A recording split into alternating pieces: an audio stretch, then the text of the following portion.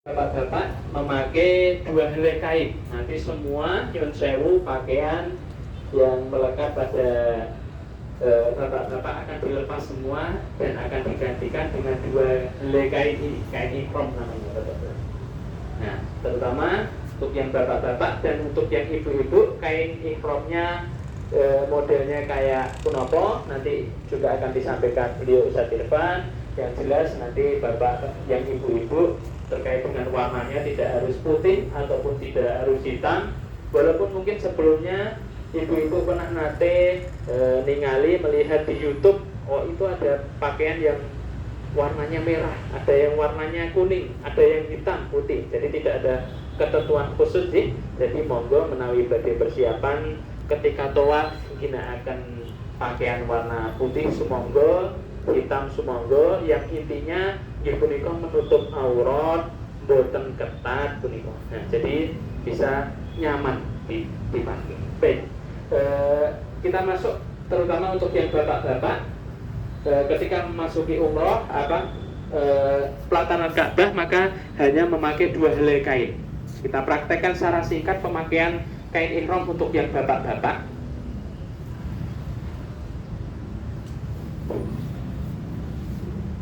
Kita sampaikan ada banyak sekali cara ataupun tutorial memakai kain ihram. Nah, kita sampaikan salah satu mawon. Walaupun di sana ada banyak sekali pemakaian kain ihram, tapi kita sampaikan satu mawon.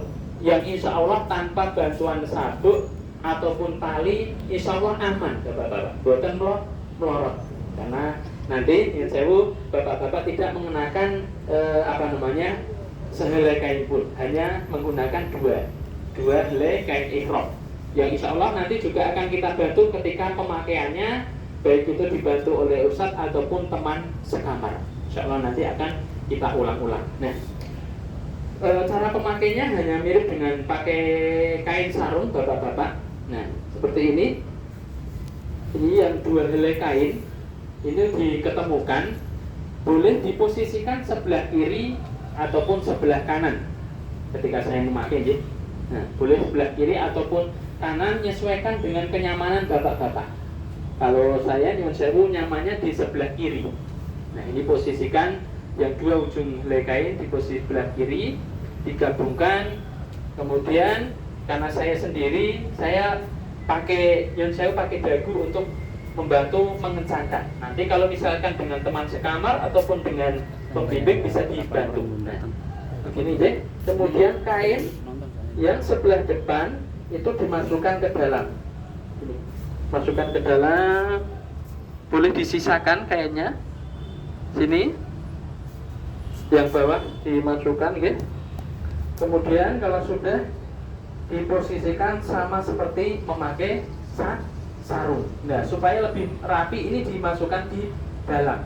Ini ditaruh di luar. Boleh ditaruh di dalam ataupun di luar. Tapi kalau mau mencari rapi nanti bisa ditaruh di bagian dalam.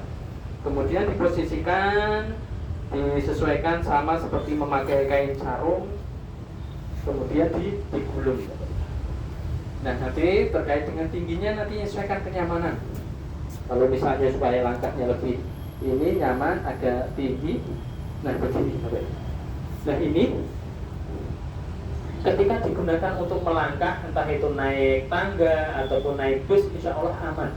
Jadi tidak terlalu rampet dan juga auratnya tertutup.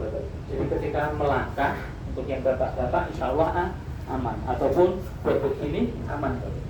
Dan insya Allah ini tanpa tambahan sabuk pun yang saya buatan melorot, buatan khawatir begitu. Tapi menawi bapak-bapak badhe antisipasi supaya lebih kenceng, boleh ditambah sabuk. Ada sabuk khusus umroh, boleh ditambahkan di bawahnya. Kemudian ada sisa kain, bapak-bapak. Ini bisa digunakan pegangan keluarganya. Misalnya istrinya di belakang bisa ditarik. Ini karena ketika ditarik akan semakin kencang, bapak-bapak. Jadi buatan melorot, ya. Buatan khawatir, tapi insya Allah akan semakin kencang. Nah, ini tutorial pemakaian kain ihram yang di posisi di bawah. Nah, kalau untuk yang di atas, yang jauh sembari menyingkat waktu, Untuk yang di atas insya Allah lebih mudah Bapak-Bapak. Nah, ketika Bapak-Bapak perjalanan di atas pesawat, ketika sudah melafadzkan niat, maka posisi kain ihramnya yang jauh, posisikan yang kanan agak dipanjangkan, yang sebelah kanan yang jauh. Yang kanan saya ya, jadi seperti ini, sebelah kanan agak dipanjangkan sedikit, kemudian diposisikan hingga di nyun sewu apa bahasanya, diselamperkan, dikalungkan seperti ini. Nah, ini ketika masih perjalanan dari atas pesawat menuju hotel ataupun sebelum memasuki pelataran Ka'bah ataupun persiapan menuju umroh. Nah, kalau sudah sampai nyun sewu, sudah sampai di pelataran Ka'bah, maka pundak sebelah kanan akan dibuka. Ini namanya intibar. Nah, caranya pripun? Ketika sudah posisi begini, untuk membuka pundak sebelah kanan tinggal dilewatkan di bawah ketiak, nyun sewu.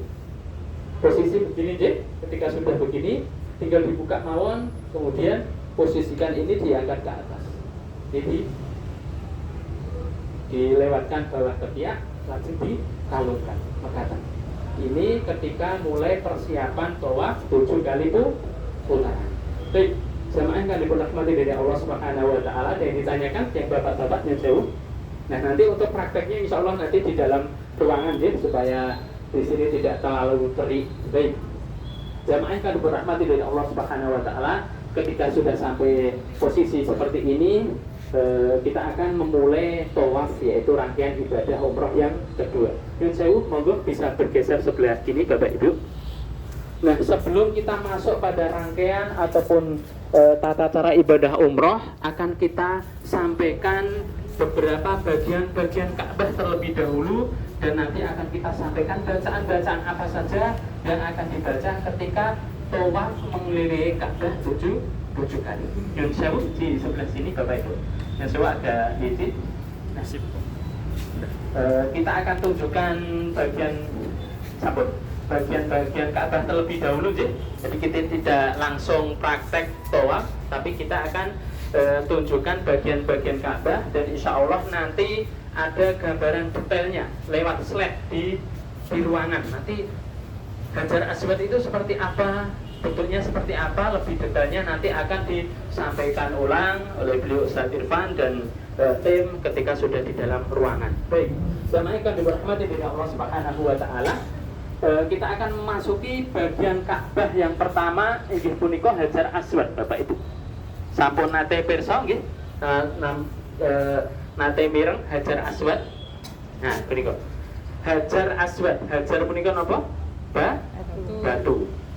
Aswad hitam, tapi aslinya Hajar Aswad punika batunya putih. Nah, Hajar Aswad ini posisinya ada di sudut Ka'bah Bapak Ibu. Nah, ini merupakan titik awal nanti Bapak Ibu memulai ibadah tawaf ataupun umroh.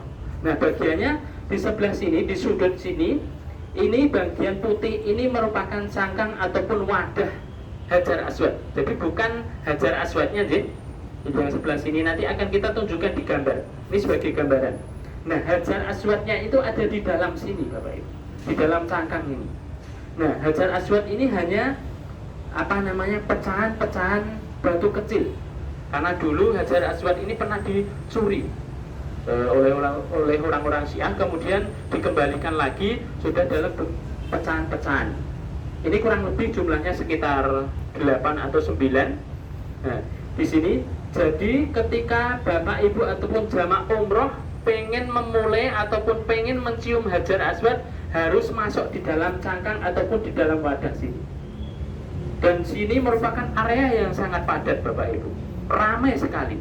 Maka Bapak Ibu ketika mau nyium Hajar Aswad harus masuk di sini, tidak boleh hanya menciumnya di wadahnya. Ini belum mencium Hajar Aswad. Dan perlu kita sampaikan Bapak Ibu bahwasanya Hajar Aswad ini ketika menyium tidak harus dipaksakan Bapak Ibu. Karena dulu nanti sahabat Kanjeng Nabi Muhammad SAW, Umar bin Khattab punika nate nyeramai, nate ngomong kalian Hajar Aswad, wahai Hajar Aswad, kalau bukan karena beliau Kanjeng Nabi menyontohkan mencium ini, maka saya tidak akan mencium Hajar Aswad. Nah, jadi kalau bukan karena Kanjeng Nabi mencontohkan, maka tidak ada tidak mengharuskan untuk mencium hajar aswad. Jadi bagian yang pertama pun apa? Hajar aswad Bapak Ibu. Nah ini nanti yang akan kita gunakan untuk memulai ibadah tawafnya. Sakribun tambi jik. Nah ini hajar aswad. Monggo agak bergeser ke sini Bapak Ibu. Nah bagian yang kedua Bapak Ibu, ini di antara hajar aswad dan juga ini namanya pintu Ka'bah Bapak Ibu. Nah ini kalau ukurannya agak tinggi jik, jadi kurang lebih ketika kita berdiri ini jadi pintu Ka'bahnya mulai dari sini Bapak Ibu. Jadi agak tinggi untuk ininya, Ka'bahnya. Nah ini ada bagian-bagian tertentu, yaitu bagian yang nomor 2 yaitu namanya multazam. Ini salah satu tempat mustajab. Walaupun semuanya area Ka'bah ini mustajab, nah ini juga disebutkan area mustajab ketika berdoa, namanya multazam. Multazam ini areanya di antara hajar aswad dan juga pintu Ka'bah. Nah, artinya multazam itu artinya menempel ya. Jadi ketika ada jamaah yang pengen berdoa menempel ke Ka'bah, jadi sambil berdoa, bergelantungan menempel dengan menyebutkan doanya. Ini bagian yang kedua, jadi tidak perlu dihafal gitu, nanti tinggal disebutkan mawon. Nah ini dari hajar aswad sampai pintu Ka'bah ini namanya multazam, salah satu tempat mustajab di area Ka'bah. Nah, kemudian bagian yang ketiga, di sini ada namanya pintu Ka'bah Bapak Ibu. Ini pintu Ka'bah. Kembali bergeser ke sini Bapak Ibu, ini ada kayak kurungan Yun Sewu. Ini namanya Makom Ibrahim. Makom ini bukan makam, bukan kuburan, Makom ini artinya tempat pijakan ataupun tempat berdirinya Nabi Ibrahim ketika bangun Ka'bah. Ditandai dengan ini ada telapak kaki. Jadi di sini tidak ada ritual khusus ketika tawaf, tidak harus mencium, tidak harus mengucap ataupun tidak harus ngelus-ngelus. Walaupun besok Bapak Ibu ketika di Tanah Suci, ketika di pelataran Ka'bah banyak sekali jamaah dari luar Indonesia ataupun bahkan jamaah dari Indonesia itu sampai mencium-cium, bahkan sampai ngelus-ngelus, bahkan sampai menangis di situ. Maka ketika tawaf tidak ada ritual khusus Bapak Ibu, tidak harus mengusap, tidak. Ini hanya sebagai pengetahuan, ini hanya bagian-bagian Ka'bah. Nah ini, jadi tidak perlu mencium, tidak perlu mengusap, hanya lewat saja ketika tawaf ataupun mengelilingi Ka'bah. Nah ini bagian yang ketiga, ini namanya Makom Ibrahim, bukan kuburan, bukan makam, tapi tempat berdirinya ataupun tempat pijakan Nabi Ibrahim. Monggo sebelah sini bergeser Bapak Ibu. Ini ada sudut.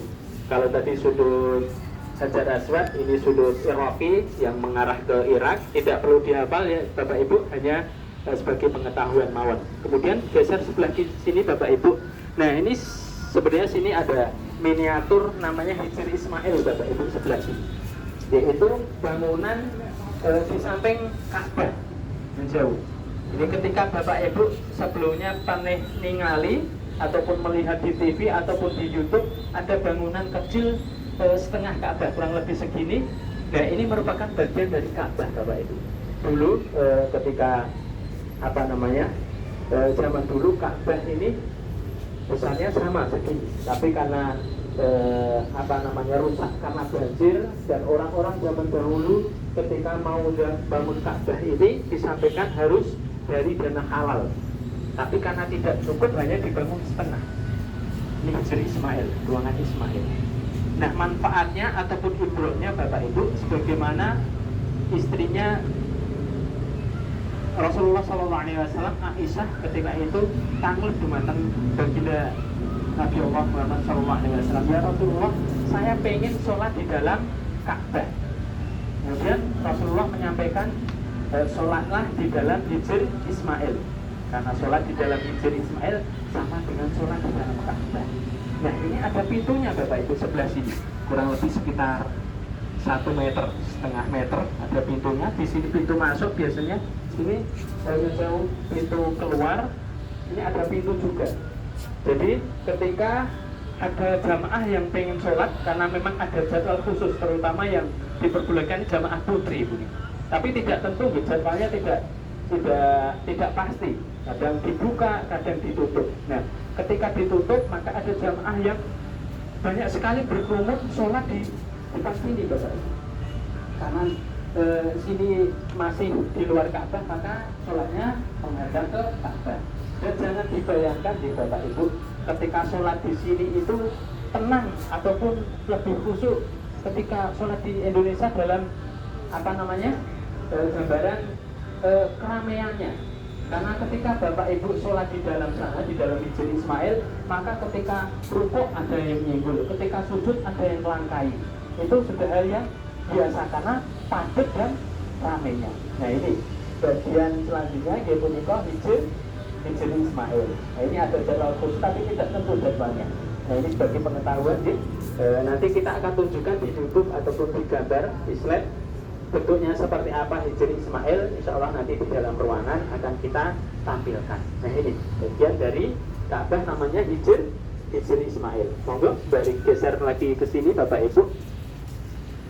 Nah, di sebelah sini ada bagian Ka'bah juga. Ini ada sudut tadi Iraqi, ini sudut Syami yang mengarah ke Syam. Jadi tidak perlu dihafalkan, hanya sudut-sudut untuk pengetahuan saja.